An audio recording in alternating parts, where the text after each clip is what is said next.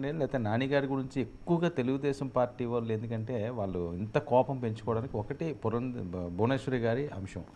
మరొక అంశం మీకు గుర్తుందో లేదో, ఒకసారి ఏదో ఈయన జూమ్ మీటింగ్లో ఏదో మీటింగ్ కండక్ట్ చేస్తుంటే ఆల్ ఆఫ్ సడన్గా వీళ్ళు ఎంటర్ అయిపోతారు. మీకు గుర్తుందండి? అది మరీ టూ మచ్ కదండి అసలు. ఒక మాజీ ముఖ్యమంత్రి అప్పట్లో మాజీ ముఖ్యమంత్రి కొడుకు ఆయన ఎవరో శ్రేణులతో మాట్లాడితే, పబ్లిక్ కాల్స్ తోటి ఏదో ఇష్యూ మీద మాట్లాడితే ఇద్దరు వెళ్ళి ఆయన ఎంత దారుణంగా మాట్లాడేవారంటే, ఎంత దారుణంగా చేసేవారంటే ఇంకా సింపతి ఎక్కడ కనిపిస్తుందండి వీళ్ళ మీద? అందుకనే వాళ్ళ పార్టీలో పెద్ద సింపతి ఆ పనుల మీద ఏం లేదు. రెండవది జగన్ వాళ్ళని అనవసరంగా నెత్తిన పెట్టుకున్నాడు అనే అభిప్రాయం ఇదివరకే వైసీపీలో కూడా ఉంది. నాతో ఒక మా మంత్రే చెప్పాడు, వాళ్ళతో పాటు మంత్రివర్గ సహచరులు ఉన్నాయనే, నాని నువ్వు చక్కగా మాట్లాడతావు, నువ్వు రాజకీయాల వరకే మాట్లాడితే, కానీ నువ్వు అది వదిలేసి ఎక్కడికో వెళ్ళిపోతావు, నువ్వు సరిగ్గా. వీళ్ళు తెలిసి చేసిన తప్పులు ఇవి. ఇప్పుడు తెలియక చేసిన వాళ్ళు, లేకపోతే ఆవేశపడిన వాళ్ళు, అధికార ప్రతినిధి వస్తుంది అనుకున్న వాళ్ళు, లేకపోతే మెచ్చి మేకతోలు కప్తారు, చైర్మన్ ఇస్తారని ఎవరన్నా యువతనో ఎవరినైనా టీవీలకు తెస్తే వాళ్ళు రెచ్చిపోతే వేరే విషయం. వీళ్ళు అది కాదు కదా. అంతకుముందు నిజానికి జూనియర్ ఎన్టీఆర్ మద్దతు వల్లే కొడాలి నానికి టికెట్ వచ్చింది అనే విషయం అందరికీ తెలుసు. ఈ బ్యాచ్ వీళ్ళ యొక్క కనెక్షన్స్ అందరికీ తెలుసు.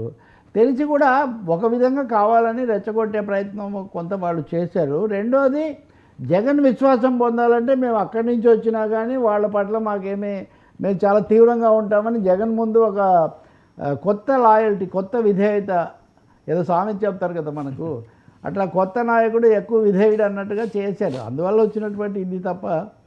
అయితే జగన్ దగ్గర ఉన్న లక్షణం ఏమంటే నాయకుడిగా ఇది సరికాదు అని ఆపి ఉండాలి. అది ఆయన ఆపలేదు. దాన్ని వాళ్ళు మాట్లాడుతుంటే ఆయన నవ్వుకుంటూ కూర్చున్నాడు.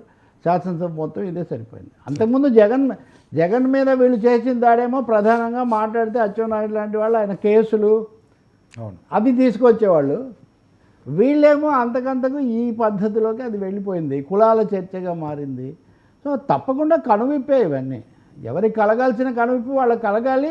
దీంట్లో తెలుగుదేశాన్ని కలగాల్సింది ఏంటంటే మళ్ళీ మనం అదే పద్ధతిలో ఇక శృతి మించి వెంటబడి ఇంకా మనకు అజెండానే అరెస్టులు, అరెస్టులే ఎజెండా అని అనుకుంటే మటుకు అనవసరంగా డైవర్ట్ అయిపోతుందన్న వాస్తవాన్ని కూడా గుర్తించాలి.